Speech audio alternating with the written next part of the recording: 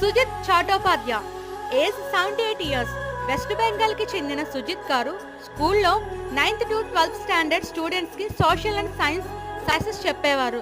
40 years service లో వందలాది మంది స్టూడెంట్స్ కి విద్య నేర్పించారు. 2004లో స్కూల్ ప్రిన్సిపల్ గా రిటైర్ అయి మిగిలిన లైఫ్ కూడా పేద పిల్లలకు విద్య నేర్పించాలని డిసైడ్ అయి ఇంటి వద్దనే ట్యూషన్ చెప్పాలని సడై ఫకీరత్ పాఠశాలని ఓపెన్ చేసి కేవలం ₹2 ఫీజుతో స్టార్ట్ చేశారు. అంతేకాకుండా ప్రతిరోజు 20 కిలోమీటర్స్ ట్రావెల్ చేసి పేద పిల్లలకి, అలాగే డబ్బు లేక చదువు మధ్యలో ఆపేసిన పిల్లలకి తన ట్యూషన్లో జాయిన్ కావాలని చెప్పేవారు.